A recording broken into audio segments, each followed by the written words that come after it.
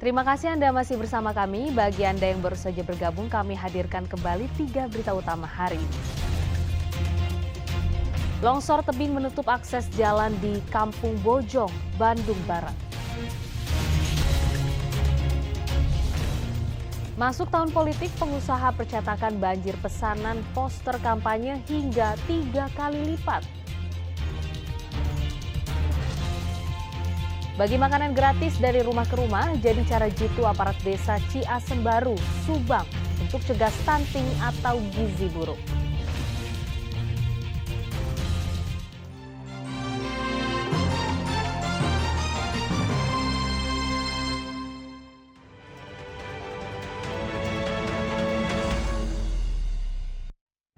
Calon Presiden nomor urut 1 Anies Baswedan bersafari politik ke Karawang. Lalu Capres nomor urut 2 Prabowo Subianto mengunjungi pesantren di Banten. Sementara kampanye politik Capres nomor urut 3 Ganjar Pranowo diwakili istrinya Siti Atikoh ke Sumedang.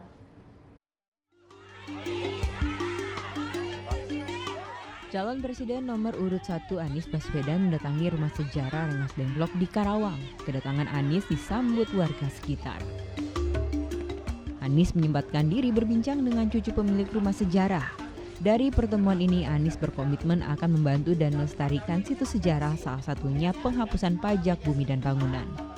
Ini sebuah keluarga yang mengambil tanggung jawab merawat tempat bersejarah yang seharusnya negara ikut mengurusi.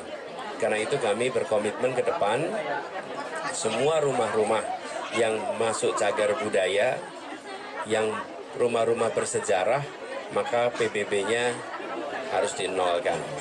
Yang kedua, tempat-tempat seperti ini, pemerintah mengalokasikan anggaran khusus untuk perawatan agar tidak menjadi beban bagi ahli warisnya. Dari rumah sejarah Rengas Dengklok, Anies melanjutkan kunjungannya ke pondok pesantren Modern Nur Salam di Kecamatan Jayakerta. Kampanye didampingi perwakilan partai pengusung Nasdem, PKB, dan PKS. Anies juga memberikan hadiah buat para santri. Di provinsi berbeda, calon presiden nomor urut 2 Prabowo Subianto berkampanye di Lebak, Banten.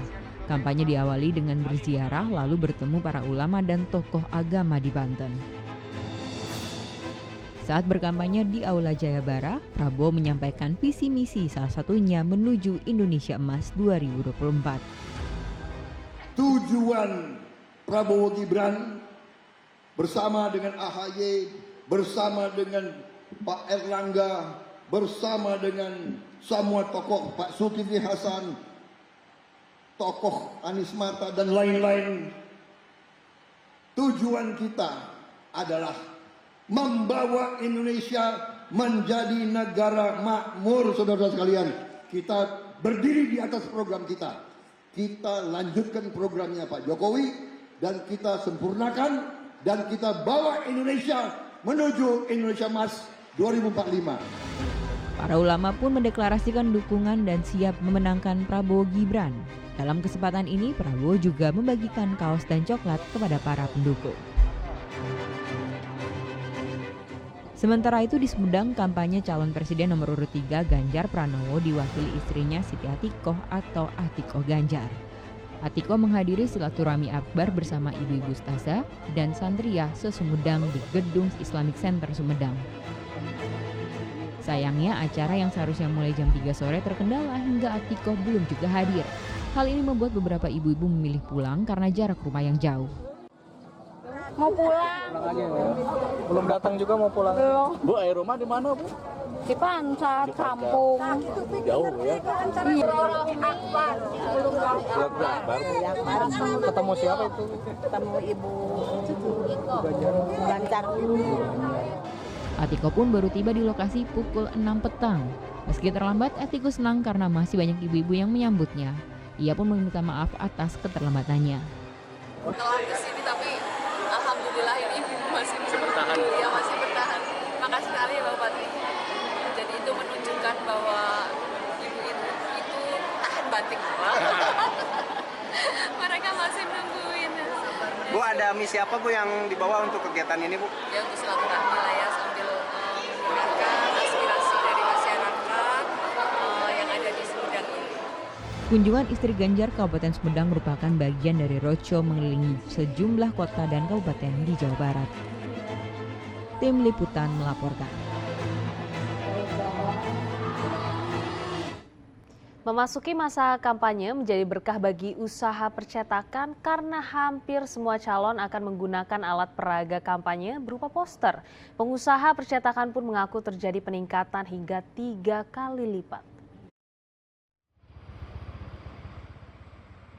Masa kampanye bertabur baliho, di angkutan, di tepi jalan sampai di billboard besar di jalan utama seperti ini. Di baliknya ada usaha percetakan yang meraup berkah. Permintaan akan berbagai atribut hingga alat peraga kampanye terus berdatangan. Mulai dari ukuran kecil sampai ukuran besar, usaha percetakan di Kabupaten Ciamis ini kebanjiran permintaan. Alhamdulillah sih besar, sekarang kenaikannya juga hampir 3 kali lipat. Dari hari biasa ya. Kebanyakan mereka mencetak dalam bentuk seperti apa? Kalau buat mencetaknya ada banner, stiker, kartu nama yang kayak gitu. Gitu. Kalau yang banner ukuran berapa tuh? Tergantung sih, ada yang 32, ada yang buat di bambu, ada yang ribuan mah itu sih yang banyak. Saking tingginya permintaan, para karyawan harus lembur hingga malam hari untuk menyelesaikan pesanan. Meraup cuan dari momen 5 tahunan. Eko Setiabudi melaporkan dari Kabupaten Ciamis.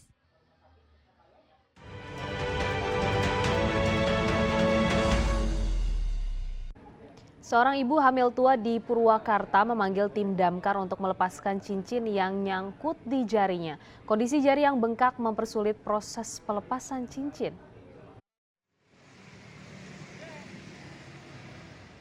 Menerima laporan seorang ibu hamil yang jarinya tersangkut cincin, tim damkar bergegas mendatangi rumah Jubaidah di Desa Sinargali, Kecamatan Maniis, Kabupaten Purwakarta. Menggunakan gerinda mini, pemotongan cincin dilakukan dengan sangat hati-hati karena kondisi jari bengkak. Pemotongan cincin memakan waktu cukup lama, sekitar 30 menit. Beliau mengalami pembengkakan pada jari tangan yang disebabkan oleh cincin. Kami merespon laporan tersebut dan alhamdulillah cincin tersebut berhasil dievakuasi oleh tim dengan cermat. Ibu kandung korban bersyukur karena cincin akhirnya lepas dari jari anaknya, mengingat sang anak tengah hamil tua sekitar 9 bulan. Mengucapkan banyak terima kasih kepada Dinas Pemadam Kebakaran dan Penyelamatan Kabupaten Purwakarta yang telah memberikan pertolongan kepada anak saya pelepasan cincin yang sudah membengkak. Selain memadamkan kebakaran, damkar juga bisa dipanggil untuk keadaan darurat lainnya, seperti melepas cincin, evakuasi korban yang terjebak sumur, hingga evakuasi hewan berbahaya seperti ular. Zainal Arifin melaporkan dari Purwakarta. Desa Ciasem Baru, Kecamatan Ciasem, Kabupaten Subang punya cara untuk mencegah stunting pada anak. Aparat desa bersama ibu-ibu membuat dapur umum dan membagikan makanan bergizi gratis secara door to door. Makanan bergizi dibagikan kepada belasan anak potensi stunting dan ibu hamil. Bertempat di kantor desa Ciasem yang sekaligus dijadikan dapur umum, aparat desa Ciasem Baru dibantu ibu-ibu rumah tangga membuat makanan bergizi berupa sayur daun kelor dan koktail telur. Menu makanan ini diklaim bisa dijadikan menu makanan alternatif solusi menekan kasus stunting. Usai memasak bersama, mereka bergerak door to door untuk membagikan makanan bergizi dan susu gratis kepada belasan anak potensi stunting dan ibu hamil di desa. Selain membagikan makanan tambahan gizi dan susu gratis, selama beberapa hari ke depan juga disediakan ratusan paket makanan tambahan gizi dan susu yang bisa diambil di kantor desa. Strategi door to door dari rumah ke rumah ini menjadi pilihan aparat desa di daerah ini karena lebih efektif dan tepat sasaran meskipun membutuhkan waktu lebih lama dibandingkan mengumpulkan di satu tempat. Dari mulai ibu hamil sampai anak-anak balita, itu kita kasih makanan bergizi dan juga susu. Kita ada door to door, kita bagi juga, ada sebagian yang datang dan ada yang kita samperin door to door biar benar-benar bahwa program ini tuh tepat sasaran. Sejumlah warga mengaku merasa senang dengan adanya pembagian makanan tambahan gizi ini. Saya senang bisa membantu anak saya ada susunya. Terus terima kasih aja sama Ibu Lurah bermanfaat makanan ini buat anak saya. Oh gitu. Anaknya usia berapa tahun, Bu? Usia 3 tahun. Pemerintah daerah Kabupaten Subang menargetkan pada 2024 mendatang wilayah Kabupaten Subang zero stunting. Zainal Arifin melaporkan dari Kabupaten Subang. Informasi tadi mengakhiri jumpa kita. Atas nama rekan yang bertugas, saya Priscilia Claudia mengucapkan terima kasih atas kebersamaan Anda. Selamat beraktivitas dan sampai jumpa.